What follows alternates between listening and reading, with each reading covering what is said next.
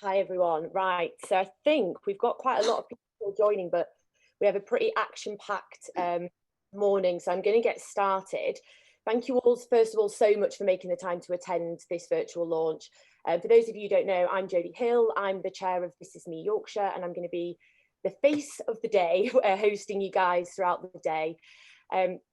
This year, we have seen our entire world turn upside down, and everything that we ever took for granted has been completely upended. Our lives have been completely recollaborated, and our mental health has never really been challenged like this before. Society will take years to regain its former state, and many of us will take even longer. When we think about the impact on businesses, our families, our friends, and all the norms that we could depend on before are no longer there. Back in late March, the government imposed the most draconian restrictions we've ever seen in peacetime Britain. Businesses were forced to close, staff were furloughed, and we had rules in place which meant we couldn't even see each other. That is the least social interaction we've ever experienced. These rules had a huge impact on so many of us. Our friends, family, colleagues all began to suffer with the consequences of social isolation and withdrawal. I think one of the most difficult things at the moment as well to deal with is the mass uncertainty of what's coming next. When will this end? And remember, when we first went into lockdown, all of this uncertainty and the mental pressure and the reassessment of what was happening and where we were going was at a time when the days were getting longer, we were in spring, and the nights were getting shorter and the weather was getting warmer. As spring became summer, we were galvanised by a new hope. Lockdown was eased. We were encouraged to eat out. Our kids went back to school. We went back to the offices. And things started to look like they were returning to normal. There was a little bit of hope, wasn't there? But in true fashion, this pandemic has had a habit of massively taking us by surprise. And with all the new restrictions coming into play, infections are rising. We're seeing hospitals filling up. And unfortunately, death rates are increasing, which has a profound impact on so many people. The problem now, though, is that the seasons are against us.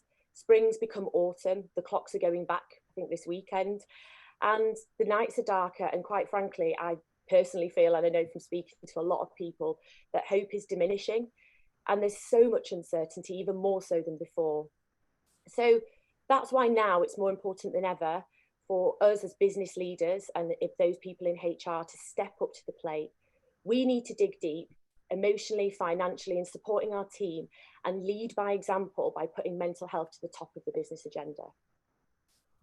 So ways in which that we can do that are, and we're going to talk to you today about This Is Me and how this campaign can help you put mental health to the top of the agenda as you need to. So obviously this is the launch. Originally we were going to launch in person at the Civic Hall. You can see the Lord Mayor is actually in the Civic Hall today, and I'll introduce her shortly, but I'm just going to give you a little bit of a rundown on how today will work and what you can expect from This Is Me. So This Is Me is a national campaign, and we do have two speakers actually talking quite a lot about what This Is Me is and the impact that it has on businesses. So I'm not going to talk too much about This Is Me and let them have that, but ultimately, This Is Me is already launched in so many other regions, and we wanted to really bring a voice to those Yorkshire businesses and individuals who want to share their story. So last year we founded the This Is Me regional committee. We had planned, like I said, to meet in person and have a massive event at the Civic Hall, but circumstances don't dictate for that, and actually we felt that COVID shouldn't stop us either. So here we are doing a virtual launch with over 250 people registered today, which is simply amazing given that none of this committee have met each other this year. We've literally done all of this voluntarily. We're all in business ourselves. And the real focus is to bring those voices together and highlight some of the amazing work that's already been done in the region so that we can put businesses up there in Yorkshire as leading the way when it comes to mental health. So today, what are we going to do? So you'll have seen the agenda, but in short, we're going to hear a couple of personal stories from business leaders across Yorkshire. The other two speakers that I mentioned that will talk about This Is Me are Robin, who's from the Lord Mayor's Appeal. She will talk about the campaign across the rest of the UK and why they've rolled out regionally and some of the impact that it's had, which I think you'll find really interesting. Paulette is the head of diversity and inclusion at Barclays, and she's actually a trustee at the Lord Mayor's Appeal. She's going to talk about This Is Me right from the beginning because she's been involved when it first formed as part of Barclays. We're also going to launch for the first time today, which I'm really excited about, the 3 short videos of people's lived experience. These videos are really the style of video that we want to encourage businesses to engage in and actually share these types of stories within their own organisation. So we as a committee have put forward 3 people to share our story. I'm one of those people. And hopefully that'll give you some inspiration on ways in which you can share your story. Given the topic today, what I would say is that there will be things that are likely to be triggering for some people. So please do familiarise yourself with the resources that we'll display after each video. Make sure that if you are feeling triggered in any way, that you do reach out to someone. It's really, really important. In terms of what we're doing next with This Is Me, so we will be adding and trying to actually pull together all of Yorkshire's resources on our This Is Me website. We launched a website recently. It's got only a few bits on at the moment. It's still in development, but you can access the podcast from there, and you can sign up to This Is Me through that website as well. But like I say, we're going to add more resources as we go into the new year. In terms of questions, we really want this to be engaging. If you have any questions for our speakers, please do ask them. Tom and Robin have to leave after their speaking slot, so a little bit of housekeeping. If you've got a question for Robin and Tom, if you could ask it whilst they're speaking and write down your questions for everybody else and then just add them in the chat box at the end, it'll just really help me to manage that chat function whilst managing everything else. We will take a short break. There will be a break in the middle, so you'll have time to go grab a brew, so don't worry, there is a brew. We are from Yorkshire, get your cup of tea in. And we will be doing some polls as well to get that engagement going throughout the session. I know that some people will have already engaged in the poll. Is it still up? Yeah. So let's have a little look, actually. We've got our statistics up here. So we're asking everyone how they're feeling. Actually, this is quite positive, I think. I'm feeling good. 51% of people said they felt good. 39% of people said they're in the middle road. 8% of people saying Groundhog Day. And then we even had 2% of people say they're on top of the world. So hopefully after today, we'll be feeling really inspired and we can increase some of those statistics. 2 final bits. Please tag us on social. We've got a Twitter handle, which is @ThisIsMeYorks. Tag the speakers.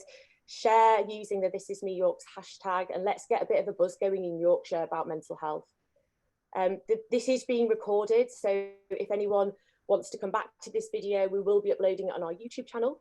And if anyone who hasn't been able to come today and you think they might benefit from watching this, then please just share it. We'll email it out after the event. Well, that's enough from me.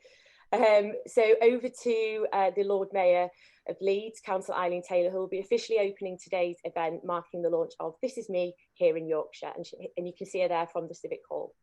Over to you, Lord Mayor. Yeah, thank you, Jodie, and good morning, everyone. Thank you so much for inviting me to this event today. What a privilege and honor it is for me to open such an absolutely marvelous event. Mental health has been a very slow burner over the years. I can now tell you that COVID-19 has put mental health on a very fast burner. During the past 7 months, it shows that mental health is similar to this virus. It can also affect each and every one of us at some point, and it will affect each and every one of us. I'm sorry to say that mental health is such a virus that it doesn't bar anyone. We're here and it will affect us. Why is it my problem, you are saying? Why is it not the government and employers' problem, you are saying? No, it's not. Mental health is each and every one of us problems. All of us have a duty of care. We need to be vigilant. If we never used to keep our eyes on our mothers, fathers, brothers, sisters, neighbors, work colleagues, believe me, now is the time that we need to look out for each other because mental health is spreading. However, all employers have a duty of care for their employees in the workplace. No one should be labeled and stigmatized around their health and well-being. I remember back in the days when I used to work in mental health, we didn't talk about mental health the way it's open today. And I'm glad the book is open that we can discuss and talk about mental health. Uh, Mental health was so slow, especially in the workplace. And this is why the program saying, this is me. This is me. This is the person that used to be your friend. This is the person that we used to talk to. So you should know, your employers should know their employees when they change in their moods. And that's something we need to look about. There's one, remember back in the days, we used to have a smoke room, but we never had a chill out room where someone could go and talk, just talk, because that helps. But today and every day, I do heard that employers put in place, and the first thing on their agenda is to know their staff. When you know someone, you know when they're high and you know when they are low. They need to communicate with their staff. Communication go a long way. We need to have team meetings more regular. Have a chill out room, that's very important. And in that chill out room, staff should know their peers. Staff should know when their peers walk in that room, the reaction on their faces just says, I'm not okay. And someone should go and have a conversation with that individual. Employers should implement flexible hours. Give mental health days options where they could have a day off or even half a day, because we need that time out. If staffs feel that they can talk about their mental health problem, it is more likely to build up and fester. And employers will have less time off work with mental health. And it's not only benefit for employers, it's benefit also to the individual moral health. Remember that we are working into a new normal. We are all working in different environments, different places. We stopped at home. So what were we seeing at home? We are just seeing a screen. We are just seeing a wall every day. We have no coffee breaks. We have no eye contacts. Some people go out to work each day, not because they want to work, because they are lonely, just like anyone else. And now they are stuck at home. How often does employers ring their workers, not just to talk about work, just to say, how are you? How are you feeling? We can't have face-to-face meetings. Times are different now because the mask on our faces, we can't see the face, and our face tell a big stories. So please, employer, phone your employees, see how the days are going, because they are having the same issue at home as what they have in the workplace. Some little smile, just a smile, will make a big difference. But let me finish by saying, let us continue to work and strengthen the voice for those who feel that they haven't got a voice. We have a voice. I was elected to use my voice, and I will use my voice wherever I can for mental health, rough sleepers, abused women, and all sorts. So let's be vigilant around mental health. Mental health is a big issue. I urge all employees to get on board. Feel that myself as an employer will end up with mental health one day. So I want to know the signs, and I would like someone to talk to me. Put yourself in the individual shoes, and we can give these people hope. And finally, I'd also like to thank Jodie and the many others who continue working tirelessly and speaking out for mental health. When we work together and show strength, we will succeed. Thank you. Thank you so much, Lord Mayor. That was absolutely inspirational. And I think you're right with the connectedness. We've really lost that with home working. We're not seeing people. We're not seeing some of the signs anymore. So the way we communicate with our staff is so, so important as we move forward. Thank you so much. I know you're going to stay till the end for questions. So if anyone's got any questions for the Lord Mayor, then we can ask those at the end. Our next speaker is Tom Reardon. Tom is probably the busiest man in the world at the moment, bless him, but he has taken time out today to share his personal experience. Tom's a huge advocate of mental health in the region, and in fact, actually yesterday I received an email from one of his staff somewhere in the Leeds City Council who actually said what a positive impact him as a role model had on her mental health, and how it had actually helped her recovery, having someone like that in that organisation. So yeah, over to you, Tom. Thanks, Lord Mayor. Welcome to the event, and just big thank you to everybody involved in This Is Me, and particularly Jodie in terms of taking this forward, and to all of you who've come on the event this morning. I've always been a very passionate advocate of mental health issues. I've learned through being a chief exec over the years that the best way you can understand an issue is to listen to the lived experience of people. And so one of the advantages, there are a few disadvantages to being in leadership positions these days, but one of the advantages is that you get to maybe push those issues that you care about a bit more. And mental health is one that's been very close to my heart. My mum's bipolar. My dad suffered from depression when he was alive, and we grew up in quite a topsy-turvy circumstance when we were growing up. When we were very young, me and my brother went into care a couple of times, and then stabilised because my nana lived with us and gave up her job.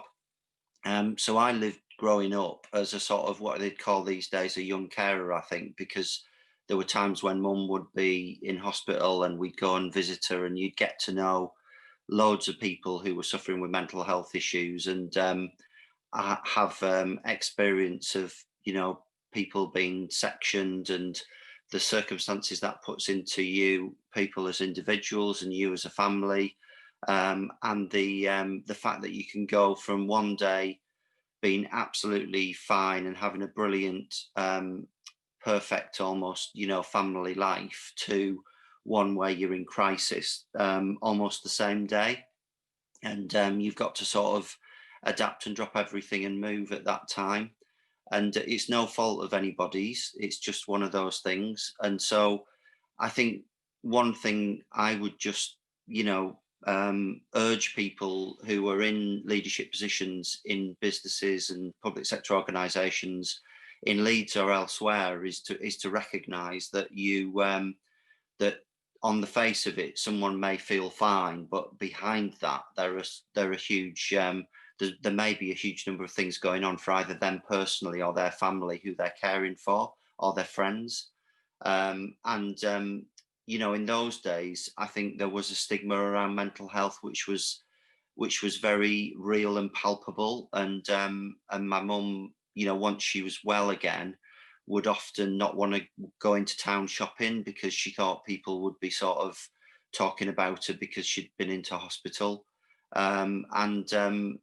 It's that sense of perception that's very much a reality for everybody who's experienced mental health issues over the years. And it's again one of those things that I think the This Is Me campaign is absolutely, central to tackling, really, in terms of getting rid of that stigma. And despite our best efforts, it still does exist. It's still there as an issue.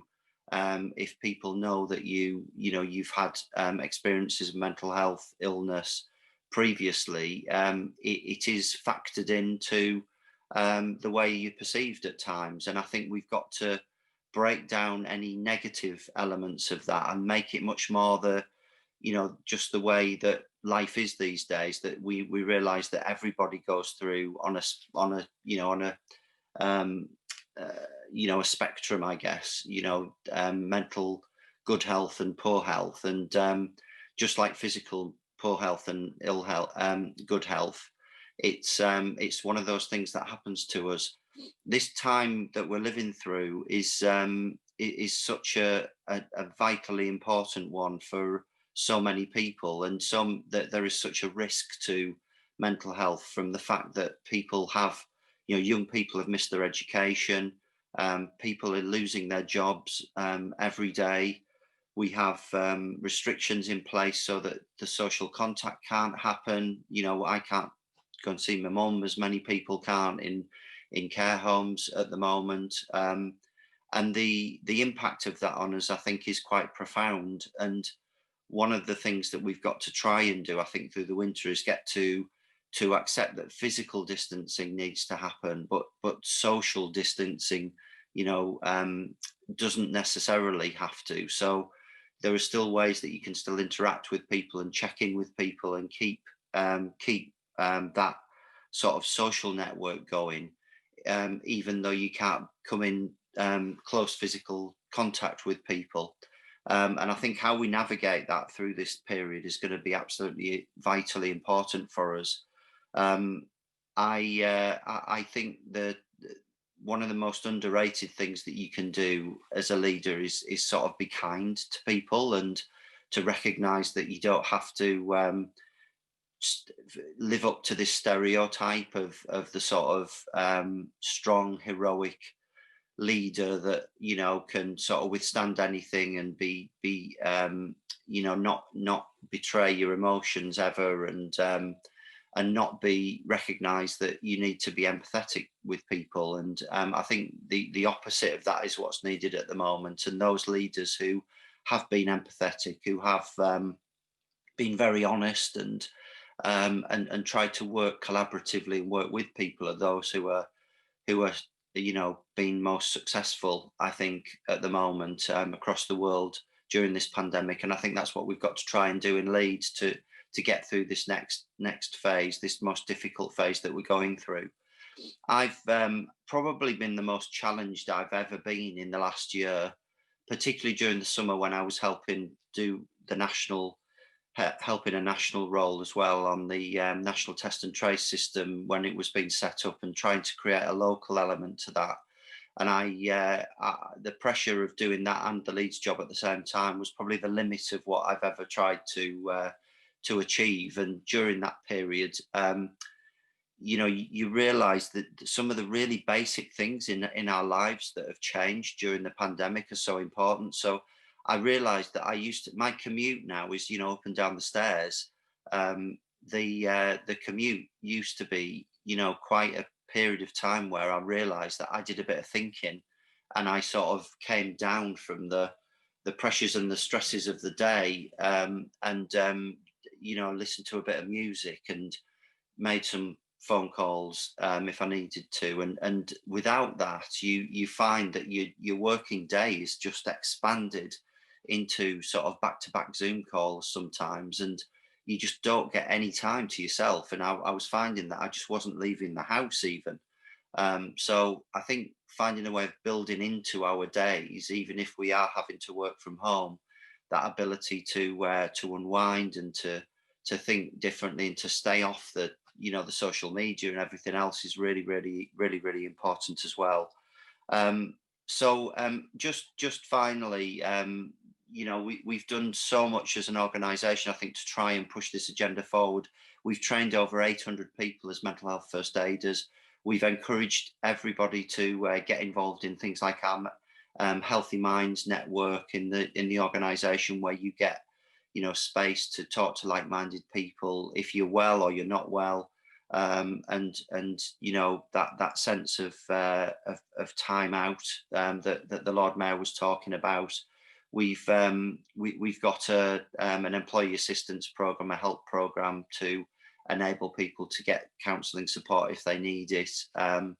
And we've tried to just make mental health just part of the furniture, really, in the way that we run the place and the way we talk about things. So, I have been incredibly lucky with my life and the loving upbringing I had and the people I work with. But talking more about your experiences has been something that has been really important to I think make it more acceptable for people to talk about their mental health and to participate in networks like the ones I've talked about. So I just a big thank you again to Jodie. Really, really happy to be here today, and very happy to answer any questions if there are any, and if not, have a brilliant day, and let's keep this going and keep the kindness going through this difficult period that we're going through, because it will end. And we are going to have, I just think when we do get through this, when the vaccine comes, which it will, and the treatments come, which they will, when we can go to music gigs again, when we can go to what the football match, when we can meet our friends again in the pub or the restaurant, you know, it will make such a difference, and we'll have learned things as well. So there will be a brighter time, but at the moment, let's get through this time together. Thank you so much, Tom. Honestly, thank you for giving your time. I know how busy you are, but also I think that message of kindness is so important. Leaders who do lead with compassion and with empathy, and who are vulnerable and share their stories, are the ones that are really going to succeed as we come out of this. Like you say, we will come out of it, but we've just got to work together to get out of it. So yeah, thank you so much. There aren't any questions actually, so thank you so much for your time, right. And I'll speak to you soon. Thanks, Jodie. So the first video that we're going to play is from Emma at Barclays. As I said before, we have all volunteered our time to basically share our own stories. The videos will last about 4 to 5 minutes, and they're personal stories of mental health journeys. So we'll play the video. It should play through. Let's hope the tech works, guys. And basically I'll come back afterwards and we'll move on to hear from Rebecca Charlwood. Thank you.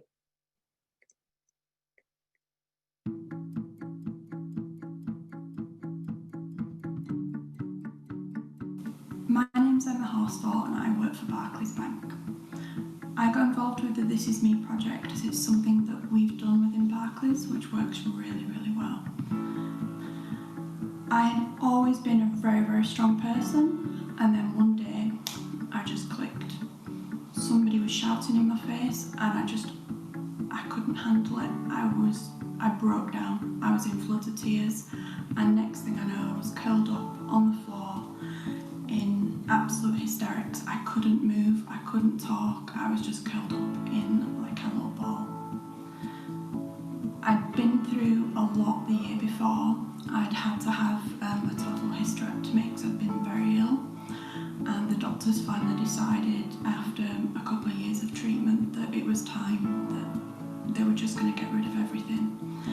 And I'd been put on HRT, and I'd been put on the patches, which were absolutely brilliant, but then they started to really irritate my skin. So I changed and started taking the tablets instead, and everything was fine. I was going through a lot of work, everything was really stressful, and there seemed to be like a little bit of pressure on me, but pressure that I'm really good at handling. But I started to feel that I wasn't being myself totally, and I couldn't pinpoint it. And it was just one thing after another would just get me down more than normal. I came to work one day and everything was fine, and there was a bit of a queue, so a customer started shouting at me in my face, telling me that how ridiculous it was. And then next thing I knew, I was running off upstairs to my manager, just bawling my eyes out. He put me in an office, and while I was in the office, all I could think about was, if I jump off the roof, will that just break my legs or will it kill me? And then in my head, I was trying to work out the nearby buildings that had a high enough roof that if I jumped off, it would actually kill me. And I couldn't stop myself from having these thoughts. It was completely unlike me. And my manager kept coming in and trying to talk to me, and I couldn't face talking to them. I couldn't explain. It took a couple of hours before I actually stopped crying and could physically talk. And I explained to my manager what was going through my head, and he instantly kind of went, no, you need to go. You need to go home. So he got somebody to kind of walk me to the bus, and it was a case of, right, phone me the minute you're off the bus, phone me the minute you walk through your door, phone me tonight, I want to speak to you, I don't want to see you in work tomorrow, I want you to go to the doctors. And I spoke to the doctors, and it turned out that the medication, the HRT they put me on, was actually a lower dosage. So it had affected my hormones that that much for the past like 3-4 months, and we've not realised it put me into like complete depression, and it wasn't me. So I knew those battles that I was having in my head were kind of my heart battling with everything, telling me, no, you can't kill yourself, there's, you know, you'll be fine. But yet part of me was in such a depression that was all I could think of. Look at the next 5 minutes, then the next 10 minutes. Don't think of what's going to happen the next year or the year after. Just focus on now and concentrate on all that you can do now for yourself. Once I changed my medication, that's what I told myself. Think of now, think of all you can do. Think of what you're doing in the next 10 minutes, in the next hour, even sometimes when things are bad, in the next minute. Don't think ahead and don't put yourself back in that lull. I have to watch myself now and watch if I'm going back down into those lulls, and when I do, I go straight to the doctors and get them to kind of test my hormone levels, because there's no way that I ever want to go back to that point in my life again. So my name's Emma, and this is me.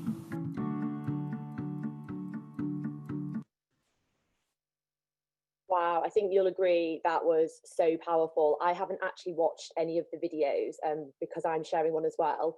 I can't watch it. I do find them a bit triggering, and I'm sure other people will.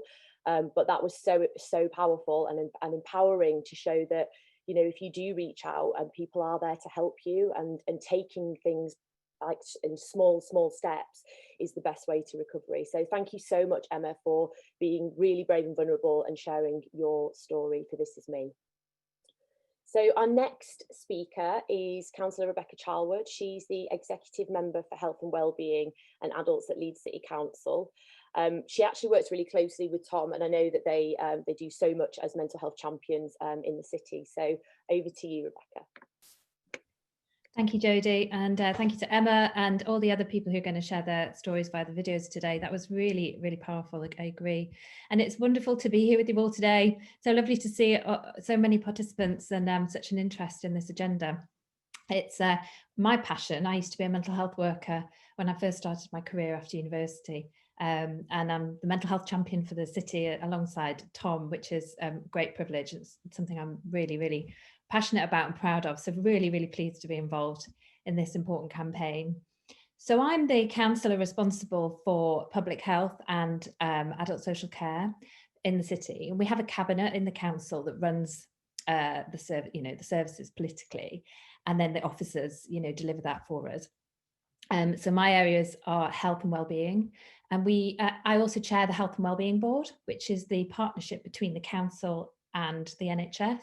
So that involves the third sector as well, which is the charities and voluntary sector organisations that do mental health work, which is we really value in Leeds, and we really commission because they do so much about wellbeing and supporting people, as well as services to help people who are going through acute mental health distress, but alongside the NHS services who work with people more medically.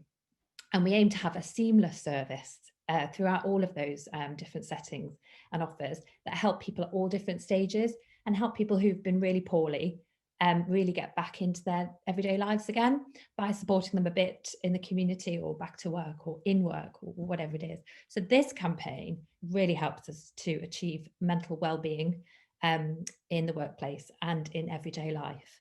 And we need to just do as much as we can of that, because actually, if people get to the stage where they are really poorly, it takes time for them to get well again and come back. If we can keep people well and have a preventative approach, that's always better. And it's kinder, and it's compassionate, and it's the kind of society we all want to live in as well. So it's brilliant that you guys are doing this, and Barclays and other private sector employers recognizing that looking after each other is a really good thing, and actually being able to say how you are, how are you every day, and being honest about that, it's really important. So yes, I'm a mental health champion, and we've raised the profile of mental health as much as we can. So we've done many things in Leeds. We've had the Mindful Employer Initiative here for many years. We commission that, so we pay for it and we contract it out to the third sector in Leeds. And we've really invested in supporting local employers and businesses to adopt positive mental health practices in the workplace for many years. So this is an excellent support to that as well. We have 400 organisations in the city using Mindful Employer, which is amazing and really wonderful. It's been really important during the pandemic, and many people have talked about COVID so far. And we are really concerned, certainly I am, that over the winter, we're going to see people have more isolation. You know, maybe they'll be more worried about finances than they were earlier in the year. There's less chance to kind of socialise. And again, you know, the dark nights, it does worry people that they're going to be in that situation. So we really have to use everything we've got to try and support people to just let off a bit of steam about how they're feeling and maybe access some support. So our diverse communities in Leeds and those from deprived areas, or perhaps people in insecure and relatively low paid work, can suffer in disproportionate ways. Although anyone can experience mental health difficulties, and it's really important to say that. It could be anyone, all of us at some point in our lives will experience difficulties, whether we're feeling stressed or having panic attacks or just very unhappy or having terrible medical issues that affect your mental health or grief as well. You know, everybody gets that at some point. So you've got to feel comfortable raising these issues and just to say that it's not, that there shouldn't be a stigma, you know, there shouldn't be some sort of judgment about that. And I think people can think there is judgment, even if there isn't.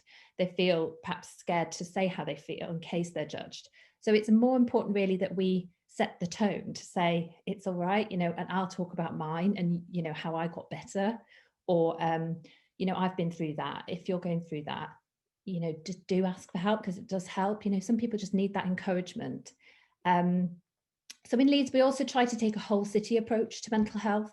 So we prioritise grants for public health work in areas of high deprivation and in areas where people don't really use services as much. That's because we've got to get in early to people who perhaps otherwise would be missed.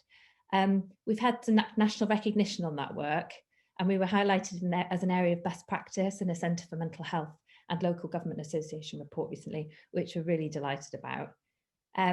We also commissioned a public health programme called Mentally Healthy Leeds through a third sector group, a consortium. So it's a group of organisations who work in our communities to combat mental health stigma and discrimination, helping to increase resilience and well-being in people, and then also reduce isolation.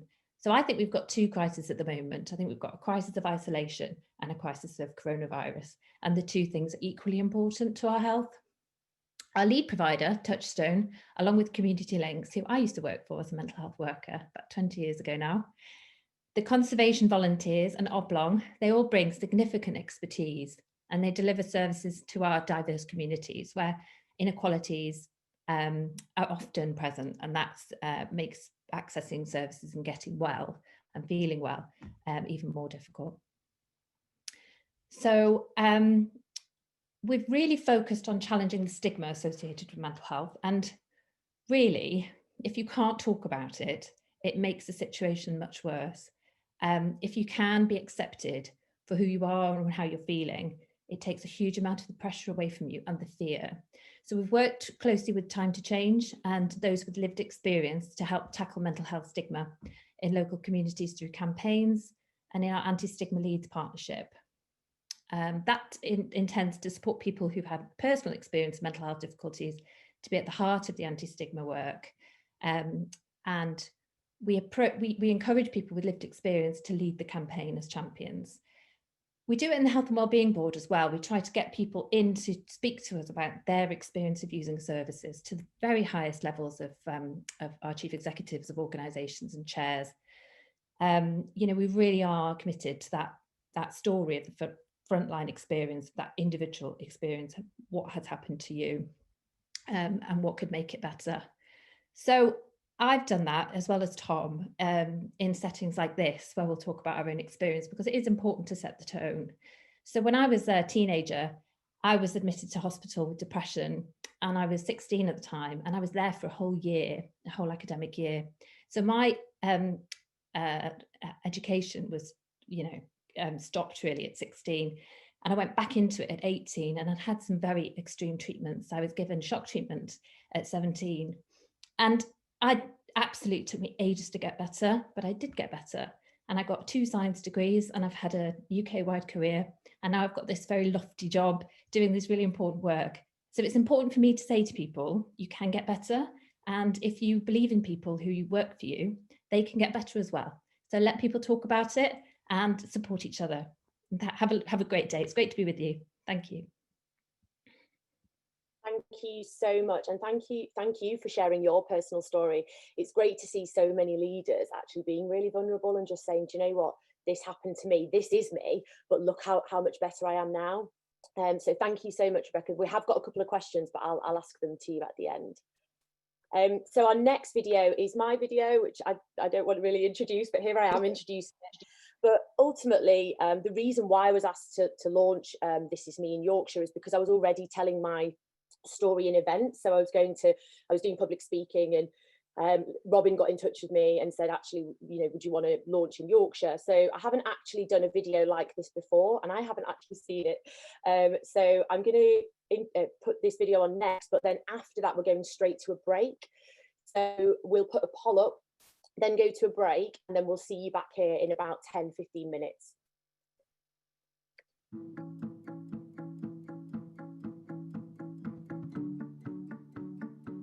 Hi, I'm Jodie Hill, and I'm the founder and managing director of Thrive Law, and I'm also really proud to be the chairperson of This Is Me Yorkshire. And I want to share my story because it's something that I've actually been doing for a couple of years.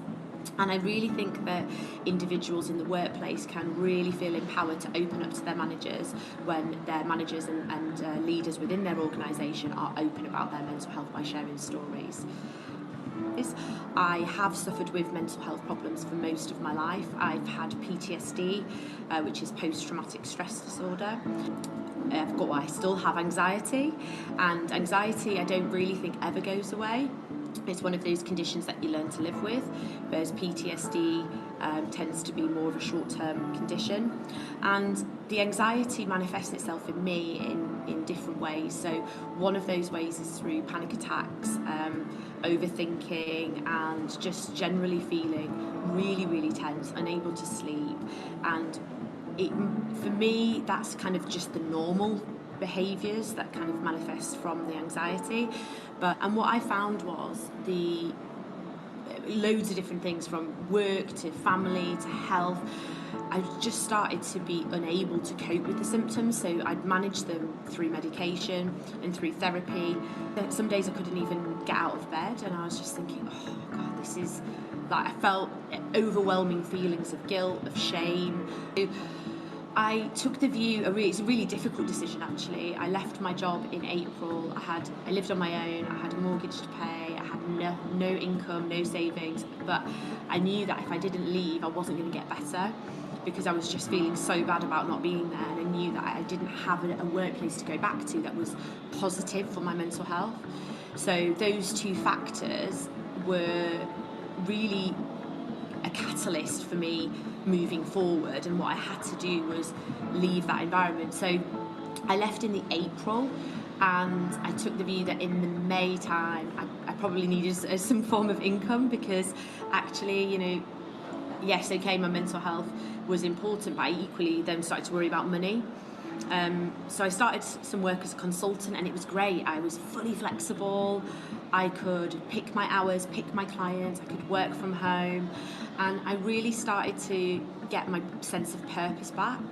What I felt when I left my job was, I can't be a solicitor anymore, I'm not very good at this, I had no confidence in my ability to continue in my profession, and all I've ever wanted to be was a lawyer, and I've trained as a barrister, became a solicitor, and it was just so devastating because I didn't know what else I could do with my life.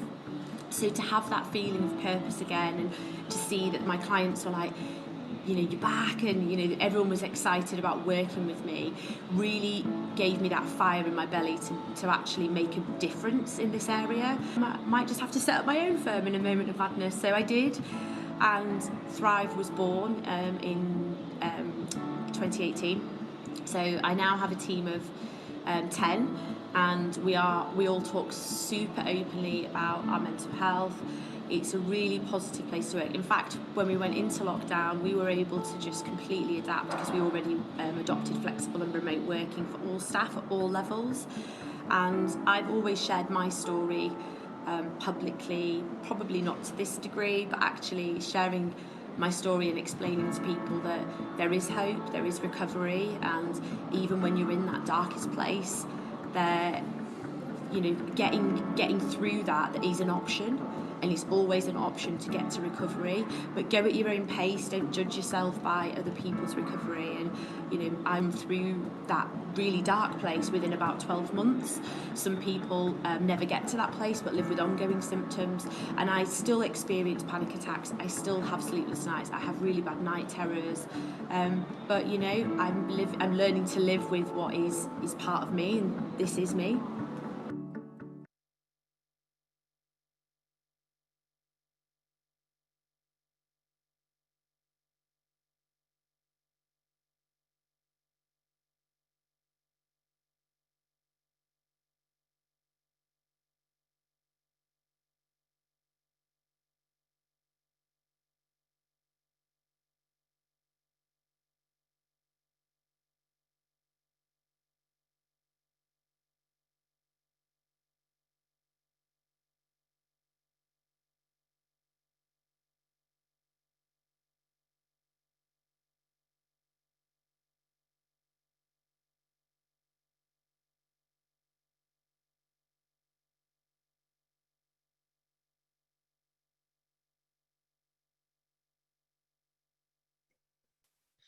Right, everyone back from the break. Hope everyone's had the opportunity to grab a brew. Did everyone take part in the polls? Looks like we've got quite a lot of people already sharing stories, which is really, really amazing, and hopefully we'll see more of that as a result of this campaign. Our next speaker is Robin, and Robin's been really instrumental in our setup. She's really supported us in everything that we've done to get This Is Me Yorkshire off the ground. She's the senior programme manager at the Lord Mayor's Appeal, where This Is Me London is hosted, and she's going to talk to you about some of the impact that the national campaign for This Is Me has already had. Over to you, Robin. Great, thank you so much, Jodie, and thank you everyone for being here today.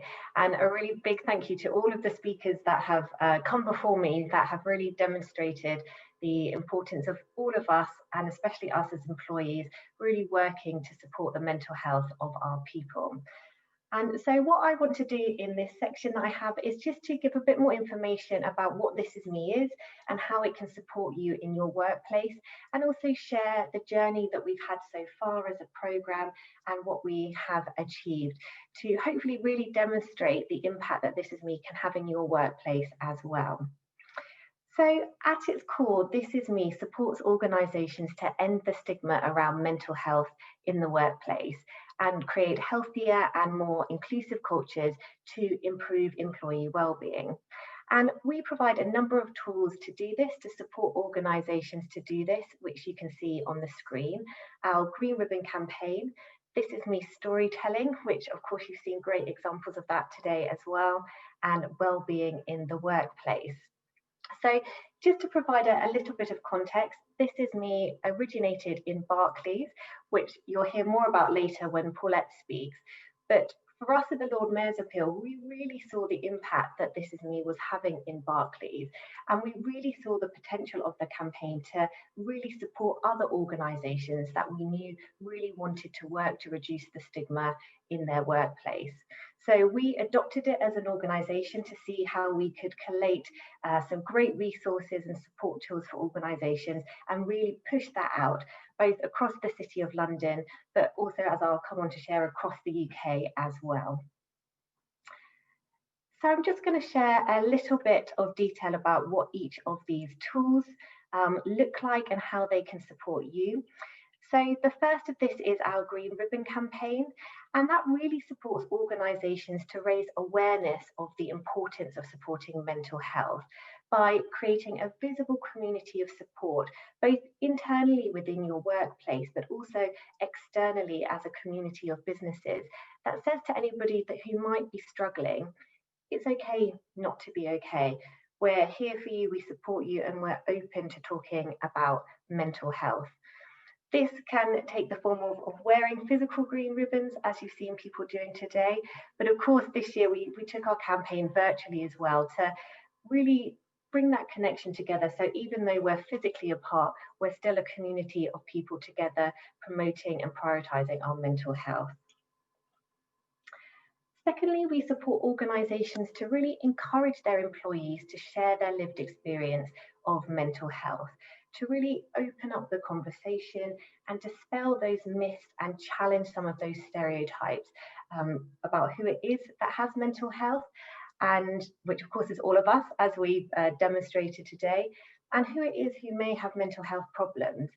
Again, that's likely to be all of us at some point in our life, whether that's directly or indirectly through supporting a loved one. You've seen some examples of This Is Me videos today, but there's a range of ways that we can share stories together, whether that's through blogs or on newsletters or just one-to-one conversations in the workplace as well. And thirdly, we support organisations to build the skills and confidence of their employees to have conversations around mental health and be able to look out for some of the warning signs, both for themselves and their colleagues, which we know is harder now, as our speakers have said, as we're working remotely. So this is really about building the capacity and literacy of both our managers and our employees to really look out for one another and ourselves. We developed Wellbeing in the Workplace with Samaritans, and it's an e-learning tool with bite-sized training that you can dip in and out of, and also a really great range of interactive resources that you can use to start conversations in your workplace. So This Is Me really covers a range of tools depending on where you are at on your mental health journey and depending on what support and what priorities you have within your workplace. So I wanted to share a little bit of a background about This Is Me and where we've come over the last 5 years. So the story so far has been an incredibly positive one, and that's due to fantastic businesses like yourselves and the fantastic teams that we have in all of our regions as well. So originally starting in Barclays, as I mentioned, and then fast forward 5 years, and we have over 950 organisations registered for This Is Me across the UK and internationally, with over 300 of those already sharing employee stories. And we know that those numbers are growing every day, especially as the situation that we find ourselves in, we all have a story to tell. We all have been impacted by COVID and wider external events as well. As I mentioned, we took our Green Ribbon campaign virtually this year, and the Green Ribbon travelled to over 70 cities across the UK and internationally. So we're really seeing that, building that community of support for mental health. And since we launched Wellbeing in the Workplace with Samaritans in 2018, we've been delighted that over 55,000 individuals have done the training and are building their confidence and literacy in speaking about mental health. And that's really the real strength of the campaign, that it's a variety of tools that are relevant to you no matter what size of business you are, what sector you are, where you're based in the UK, and that you can really adapt to your business context or your organisational context. And we have been really delighted that businesses have really taken up the mantle and led the growth of This Is Me, which started just in the City of London. And now, as we can see from being here today, that This Is Me has grown to be present in 5 different regions. This Is Me in the Northwest, This Is Me Scotland, This Is Me West Midlands, This Is Me in India, and of course, really delighted to be here today to launch This Is Me Yorkshire.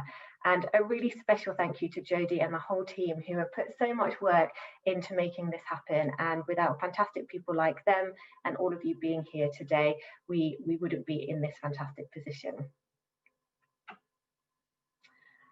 But we know that it's not just the growth and the reach of the campaign that is important, but it's that we know it's having a really tangible impact within organisations to reduce the stigma, dispel myths, and really build more inclusive workplace cultures.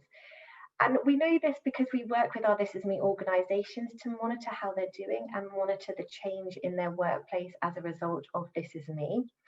And from our 2019 annual survey, you can see some of our stats here on the screen.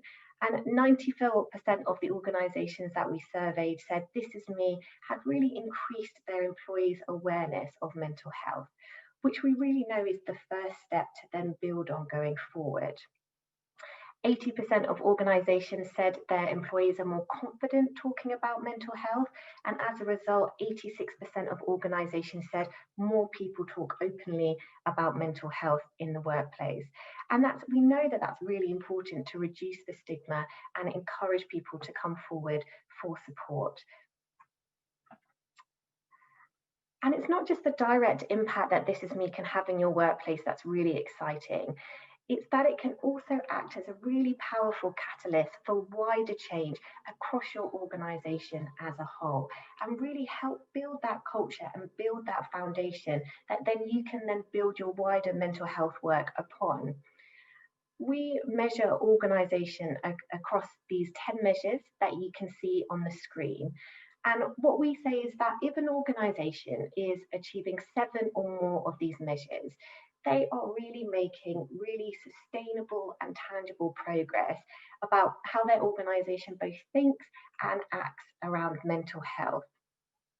Again, from our 2019 survey, we found that before organisations had done This Is Me, and particularly storytelling, only 28% of organisations were achieving 7 or more of these measures. When we then went back to these organisations after they had done This Is Me and after they had shared those stories, 87% of them were now achieving 7 or more of these measures. So that ability of This Is Me to provide that cultural context for you then to build your wider mental health work around is incredibly powerful and incredibly exciting. And it's really that impact that we want to help you bring to your workplace. And we'd love to work with all of you who are attending today on this, so that we can really continue that momentum that we've built over the last 5 years. So that when we come to the end of 2020, which has been an absolutely challenging year, I think, for all of us, we can end it on a real high with a stronger, more representative movement across the UK of fantastic businesses, organisations and people like yourself that are really prioritising mental health and the mental health of our people. Of course, we understand that it's a journey and this doesn't happen overnight, but that is a journey that we are here to support you on. And of course, the fantastic team in Yorkshire is here to support you on as well. So I just wanted to share a couple of ways that we can support you. Once you register for This Is Me, which you can do through the This Is Me Yorkshire website, that will then direct you to our Lord Mayor's Appeal website, you will receive a step-by-step guide. And that will really help you start thinking about how you can create an environment within your workplace that is receptive to storytelling, and provide some really great tips of how you can encourage your employees to share their stories and how you can support them throughout that process. The guide also includes step-by-step instructions on how to plan and use the Green Ribbon campaign within your business, and also has some great ideas about how you can use wellbeing in the workplace and really embed that so your managers and employees have the skills that they need to talk around mental health. We also have a webinar series and series of events throughout the year. This really focuses on some of those barriers or challenges that people might have. And that looks at, how can you create a This Is Me film? How can you create a storytelling campaign? How can you support your employees? How to get senior management buy-in? So some really practical tips for you there. And this, of course, will be supported by regional events across Yorkshire, led by the team and the fantastic This Is Me Yorkshire podcast. If you haven't yet heard it, I really recommend you to do that. And I think one of the most impactful parts of the campaign is the peer-to-peer support. from other businesses and organisations that are doing This Is Me. And we really want to create a community of businesses and organisations supporting one another on this continuing journey and really sharing that best practice that they have learned and that we've learned over the last 5 years as well. We'll also send you an annual survey every year just to help monitor how things are going and how we can support you. And you'll receive newsletters from us and the team as well to keep you updated. So I just wanted to end by saying we are here to help you, we're here to support you, as are the team in Yorkshire. And we really need everyone here in the room to really get on board and be part of this journey with us, because together we can really achieve amazing things.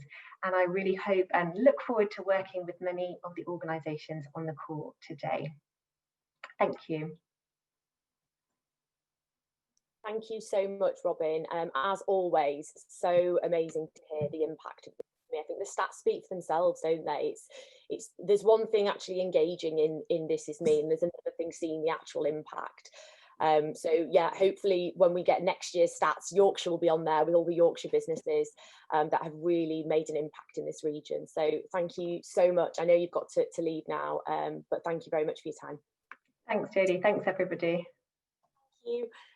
So our final video is by Alison Lowe, the CEO of Touchstone. She's one of our committee members actually, and she's really kindly shared her This Is Me story for our final video.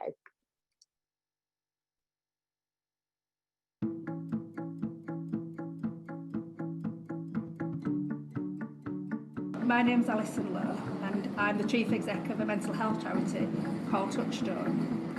My journey to the position that I'm in now has been a long and difficult one because of the consequences of my mental health difficulties. When I was 5 years old, I was sexually abused by the next door neighbour, and I never told anybody about it, even though I knew it was wrong and even though it was something that I wanted to talk about. I didn't feel able. As a result of what happened to me as a child, I was very controlling growing up. When I was 17, I met somebody who I ended up marrying, and that was it was another way of perpetuating the abuse. So I'd entered a cycle which, because I hadn't talked about the abuse that I'd experienced as a very small child, I got myself into a situation where the second period of abuse was able to be perpetuated, and I ended up being married to somebody and experiencing violence from that person. So I did try to take my own life in my early teens, always taking tablets, always finding other ways to harm myself. I used to starve myself and abuse food.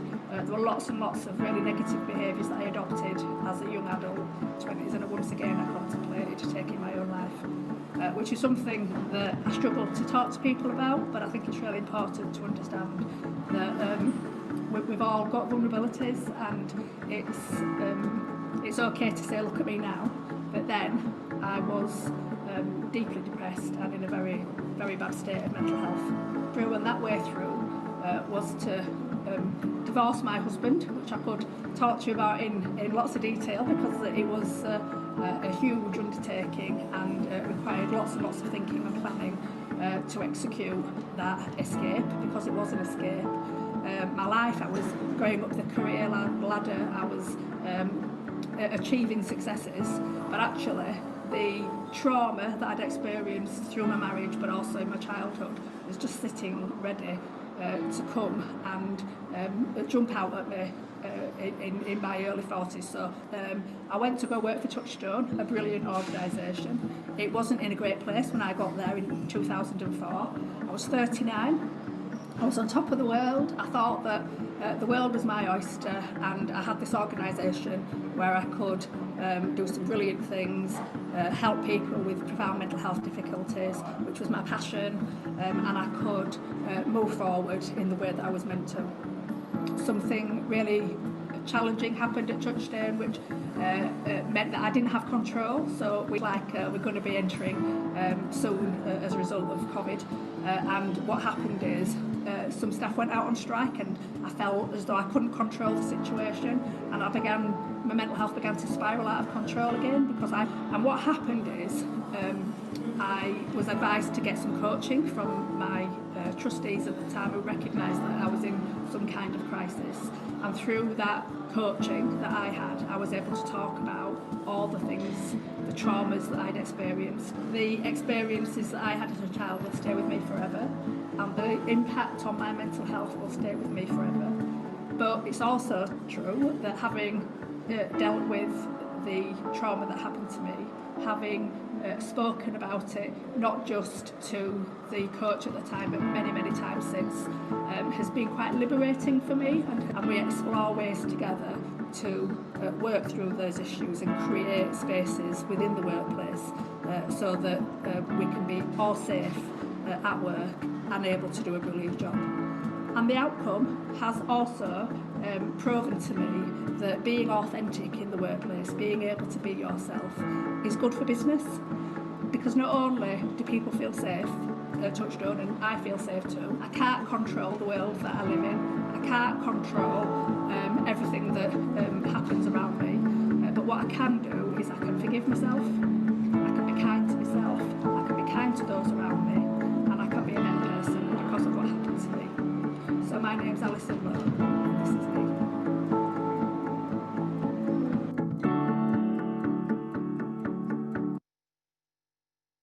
Alison, thank you so much for being so vulnerable, so open, and encouraging others to be authentic and speak up if you're struggling. It's so, so important, especially in a leadership role.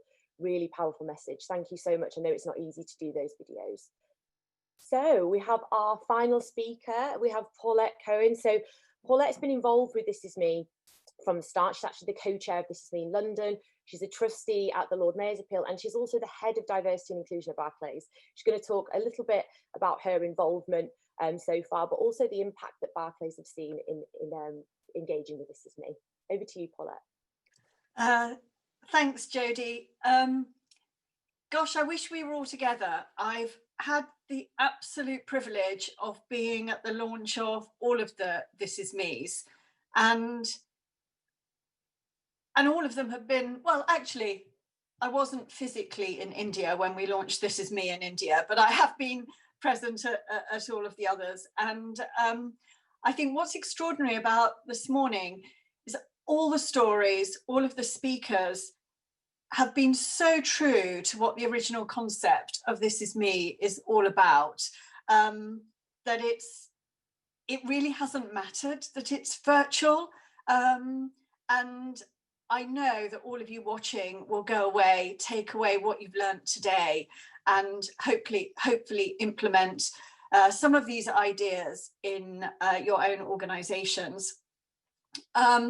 I had a few points written down. I'm just going to start with something else. And that was because Jodie said that I'd been involved right from the start. And that's not exactly true. I was at Barclays back in 2013, when on our intranet an article came out that said Barclays had launched something called This Is Me.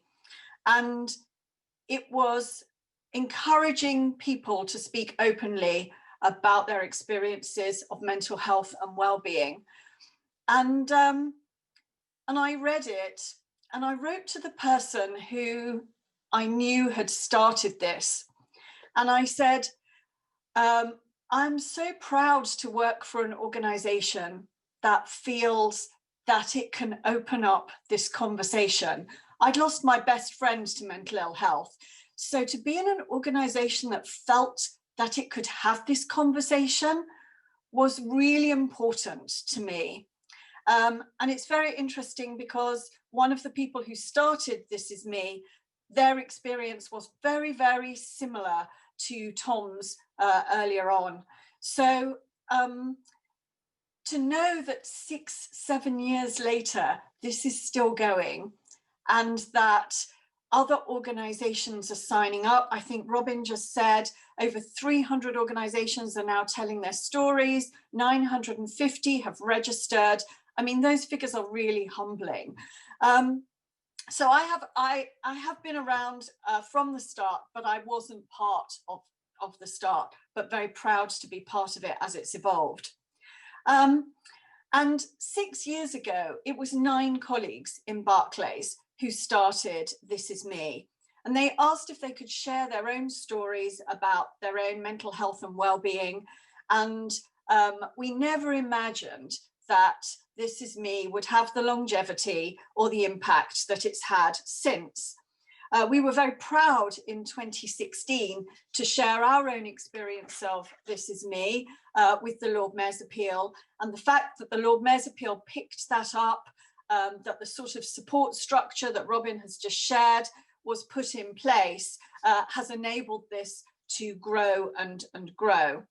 And as the Lord Mayor said right at the start, 6 years ago, the culture of silence around mental health was even greater than it is today. So it was quite groundbreaking to really have a business talking about mental health and well-being in the way that This Is Me did.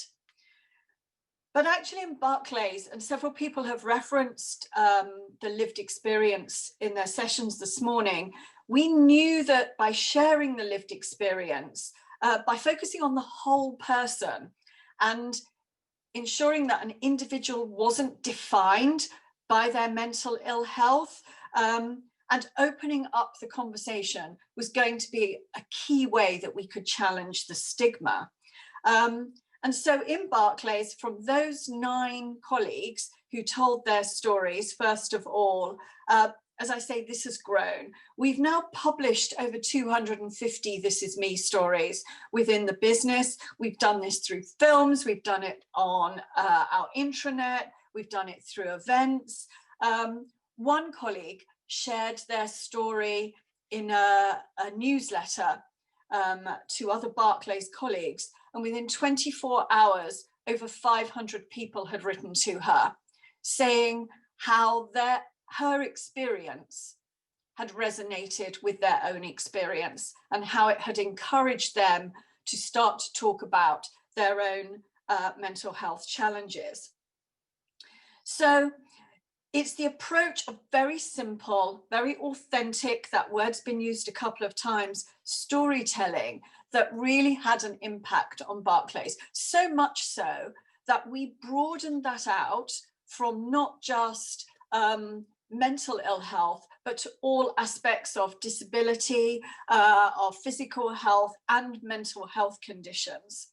And also so that those people who had been impacted both directly and indirectly could share their stories. And part of that is about the long-term commitment that we have at Barclays to This Is Me. I think it's really important to share that this wasn't a one-hit wonder. It wasn't a one-off campaign. And for any organization out there considering engaging in This Is Me, don't make it this year's flavor. You know, you're in it for the long haul, because we won't challenge the stigma and we won't change behaviors and culture just in a short period of time. And we've seen that. So one of Jodie's challenges to me was, can you show what does it actually mean for Barclays? Well, you know, we're a bank, we like to work in figures. So we know that This Is Me has had a direct impact on the number of colleagues who feel that they are able to be open, to share their story, and to self-identify with having a disability or a mental health condition.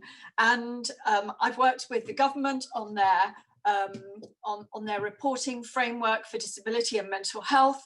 And we know that in Barclays, our figures went up from 3% of our colleagues who felt comfortable sharing that they had a condition to 9% last year. So we've actually seen those results within the business. And this, our experience, substantiates the figures that Robin shared earlier on. And we've been able to put other things around This Is Me. So we've developed an allies program, which we in Barclays called Reach Purple Champions. And we do that because our disability and mental health network, Reach, was the instigator of This Is Me. So we now have allies who support colleagues, and we've set up mental health peer support groups. a few years ago, we launched what we call dynamic working, which is an approach to flexible working, which the Lord Mayor referenced earlier on. And we know that 88% of our colleagues say that they can take advantage of working dynamically. Now, obviously, that was pre-COVID, and many more colleagues are working in different ways in the current situation. But this was all about getting that work-life balance for our colleagues. And we have direct quotes and direct experience of colleagues with mental health conditions who say that being able to work flexibly or dynamically, the expression is, it's a lifeline. So we know that that works really well for us as a business. And it's got a truly global reach as well. So the peer support groups that I mentioned were founded in New York and rolled out globally. And then in Singapore and India, we know that This Is Me has genuinely helped to challenge cultural norms. So for us as a global entity, This Is Me has had that wider reaching impact as well. It's also because This Is Me was quite well established, it enabled us to set up mental health awareness training, which we've been able to do. And we set up mental health awareness training, and then we took it a layer deeper as well and set up mental health confidence training, which isn't exclusively for line managers, but it does support line managers. And actually this year, our mental health awareness training became mandatory for all colleagues. So everyone can have a basic understanding of mental health awareness, and then they can drill deeper if they want to do so. And I think this has laid the foundations for what we've been able to do in this very challenging and unprecedented year. So we've actually scaled up our support around mental health and well-being, and really embedded that right across the business. But we were able to build on the foundations of This Is Me and our mental health training. We didn't have to start with a blank sheet of paper. This Is Me has also enabled us to connect with some of our clients, and some of you will be on this call. And if you look at the regions that Robin highlighted earlier on, you'll know that we have a broad range of clients in those regions, and we've been able to share our own experiences of This Is Me and how we've responded to that. And we hope that that's had an impact on them as well.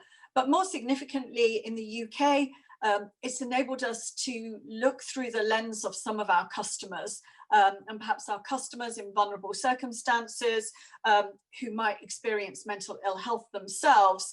This experience has enabled us to understand their situations better. So it's not just an internal reflection for us as a business, it has impacts outside of our colleagues as well. So This Is Me is here to stay at Barclays. We've seen the results every Mental Health Awareness Week, World Mental Health Day, and indeed around International Day of Persons with Disabilities in December, which is when This Is Me was first initiated.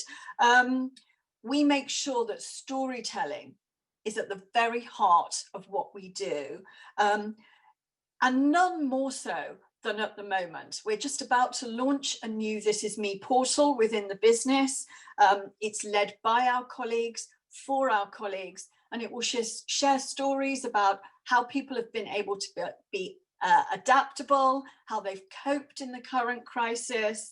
And we really believe that this will continue to challenge the stigma within the business and enable us to provide the support that we want to provide for all of our colleagues in the current climate. I'm going to end here because I know we've got time for questions, but I really, really want to pay tribute to Alison, Jodie, and if I may be so bold, Emma, who I know well, and I'm so proud you've shared your story today, but all of you, you really are indicative of what This Is Me is all about. And from those very, very first stories, you're making sure that this initiative still lives and it still has a really positive impact on so many other people. And for that, I thank you.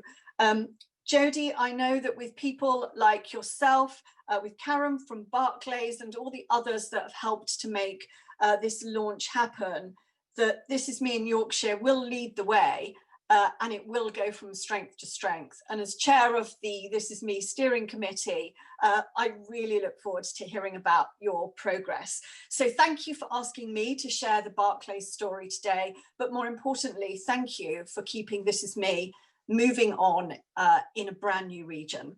Over to you, Jodie. Oh, thank you so much, Paulette. It's so amazing to hear the continued impact and how it's not just a one-off initiative. I know there's been some questions around you know, the continuum, rather than it just being, oh, we've done these stories, then what? And I think This Is Me has that potential to help businesses with their mental health strategy. One of the questions we've had through was around, there's a couple around tips. So first of all, do you have any tips on how to get the first person to open up, or do you know how Barclays dealt with that? It's a really fantastic question, and one we often get asked through the Lord Mayor's Appeal and at Barclays. In Barclays, This Is Me was initiated by our colleagues. So we didn't have to ask for the stories. Our colleagues asked to tell their story. So we were lucky that it started that way. But we have asked this question of other organizations, and the response is twofold. That to get This Is Me off the ground often starts with just one story. It's one person who's prepared to speak out.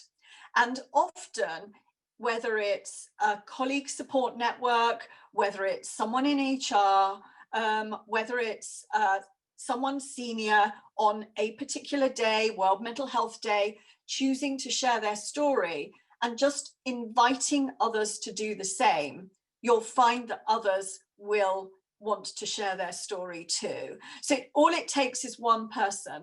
However, the reason I say it's twofold is because there's a top-up, top-down approach to this, that it can be grassroots led, but if there's someone senior in the organization who's prepared to share their story too and demonstrate that sense of openness and authenticity, then you'll find others will feel that they have the license to do so as well. So it can work either way, and we've seen it work either way in other businesses. Brilliant. And you don't think that if you don't have anyone in a senior leadership role, that doesn't matter, you can just ask for volunteers, like you say, from the bottom up. And then once you've started to get people to share those stories, hopefully some of the senior leaders might then share their own. It can work both ways. If I hadn't seen it work in Barclays that way, I'd probably be a bit skeptical. But I think if you take the line, ask for forgiveness, not permission, you can probably start anywhere. And that's what our colleagues did. They shared their stories and others followed. And you do find that that's the case, because once one person is open and vulnerable, it leads the way. Do you think that it's acted or helped in terms of prevention? Obviously, we're talking a lot about for people to share their stories after the event, but after engaging in This Is Me, how do you think it has helped Barclays with people individually preventing a decline in their mental health? Anecdotally, I would say yes, but I think that the bigger issue is the groundswell of conversation that's happened within the organization. And I think just the very act of having the conversation and making it open for people to have the conversation means that that's the first start to prevention. And we have a focus on well-being. I'm not sure whether you will have picked up the nuance in how I describe it, but I talk about mental health and well-being. And, you know, we're very much advocates of the view that everyone has mental health in the same way that they have physical health. So I referenced mental health awareness and mental health confident training. We've also built mental health resilience modules as well, which is about how you look after your own mental health and well-being, which is key to prevention, because you actually understand yourself and where you are. And I think you heard some of that in the stories today, that people spot the signs, or they're looking after themselves. Tom was talking about, going out for a walk, shifting hours. And I think the conversation helps you to do that. And that in itself contributes to prevention. Brilliant. Thank you so much, Paula. I've got a couple of questions for Rebecca as well. What someone's asked, why is This Is Me, and get my words out, why is This Is Me initiative important for Leeds and Yorkshire? Well, I mean, a great question, and it really is. And that, I suppose when I said at the beginning about how it's wonderful that this is a business-led initiative, because I think what we've got to do, as we have fewer resources over the years, and actually the better way of doing things is to harness the energy and the passion that is already there, either in our communities, where you get a real community champion wanting to clean up a park or whatever. You want to harness that as a local authority and give it the boost that it needs to do it. But if a business wants its workforce to be well and happy and healthy and connected to each other, we just want to do whatever we can to support them to do that, because when we do prevention well, we do community connections, we have greater resilience, we have stronger, happier people.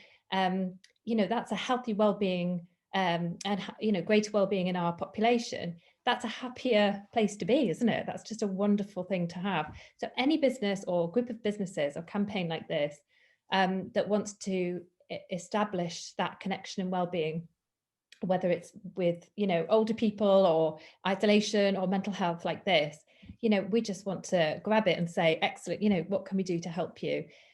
From a health and wellbeing board point of view, we always talk about prevention and what we call our left shift, and it's not left politically, it's a left along the page shift. We're trying to get our resources from an acute setting to a preventative community setting. How much more can we do to prevent people coming up the line into acute settings by putting more into our prevention? And actually you can get a lot more out of that work financially and economically if you put a little bit of money in that bit to prevent a huge spend further, right along the page. So it's brilliant, and we really want to support you whatever you need. Brilliant. And with your background as well, you can probably answer this one for us. What advice would This Is Me or would any of the panelists give to an individual who is in an unsupportive workplace that perhaps aren't a mindful employer and doesn't know how or where to go for help? Well, I would say, first of all, perhaps don't assume it's unsupportive. If nobody's had the conversation, somebody can start that conversation, and it might spark something that Paulette has described. That conversation gets started, and by sort of talking about it, that can take a big step for somebody who's not perhaps feeling very well. So I wouldn't want to put that on one person, but it's not always the case that it's unsupportive until you've actually asked the question or had a private conversation with someone. But there are lots of support mechanisms in the city and in the region. I've got this mug here, which I'm hoping my colleagues will be pleased that they gave me a mug, Live Well Leeds.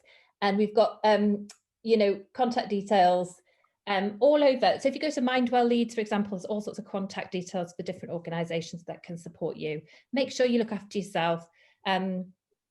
Take personal responsibility for your well-being and go and do something for you that keeps you well. But do try to have that conversation with your employer and see if they can perhaps think about how they can support each other and offer to be a peer support person, perhaps. Sorry, I missed the question. Was it a positive for the region? Yeah, so will it be a long-term positive impact on the region, do you think? Oh, well, I absolutely hope it will be. And we'll, like I say, do what we can to support that. Going out around the region to support good mental health. I think the more stories of positive workplaces for businesses to say, this worked really well for us, it made a difference to us and our business as well. Like Alison was saying, positive mental health practices in the workplace helps business. So it's about incentives as well as anything. It's worth putting in the time for your business to do this. Got the peer-to-peer support with the businesses as well as the individuals. So, hopefully as we start to grow This Is Me, we'll run more events. And the idea is that we can share best practice on our challenges and any of the things that have come up when we're trying to encourage people to share stories and engaging with the Green Ribbon Appeal. We can share that, we can go through that journey together. And I think that's what's really powerful about This Is Me, is that we're able to do that as a collective and bring together all the amazing work that's already happening in the region. And actually this just sits alongside that mental health strategy or the time to change or the mindful employer stuff that you're already doing. It's just a different way of pulling people together. Brilliant. Well, thank you so much. We have run over a little bit, so I'm not going to go through the rest of the questions, but thank you so much for your time. The speakers have all been, I think, literally the comments, if you look in the chat, has just been bombarded with inspiration. So thank you so much for sharing your stories and giving your time. It really does make a difference. Thank you to the This Is Me committee. This literally would not have happened. We have pulled off a launch in a global pandemic. Well done, guys. The storytellers, wow, being able to share that, it's really difficult to sit and do that. So well done for everybody for doing that. Also Howard, so all the tech stuff behind the scenes. So Howard and his team have been Q video all the way through. So they've been absolutely incredible in setting this up. We've also got Claire, who's hosted our podcast. If you haven't listened to the podcast, a new one's gone up today. We will be sharing more podcasts of business leaders in Yorkshire, again, sharing the best practice, challenges that we face and mental health strategies in the region. You can have a look at that on our website. Georgina volunteered, I don't know if she's here today, to do the filming. We had someone do that filming for us pro bono as a support for This Is Me to get it off the ground. And obviously, thank you to the Lord Mayor's Appeal. I know Robin's gone, but without the Lord Mayor's Appeal, we wouldn't be able to launch in Yorkshire. And finally, thank you to everyone for coming. I know it's a big chunk of time to take out of your day, but it is so important. And if anybody does have any questions that they want to speak to me directly about, or anyone on the committee, and they want to get started and they don't know how to, please do get in touch, and we'll send out an email with all our contact details. We do have a couple of events coming up as well, so we'll send you an email about the events that we're focusing on. One of those is on social isolation in December, where Touchstone are actually leading on that because they're doing loads of work in this area. And obviously coming up to Christmas, social isolation is a massive problem, especially with all the restrictions. So that's everything from me. I nearly did it in time, 9 minutes over, but thank you all so much for your time. Keep in touch and hopefully see you again at the next event.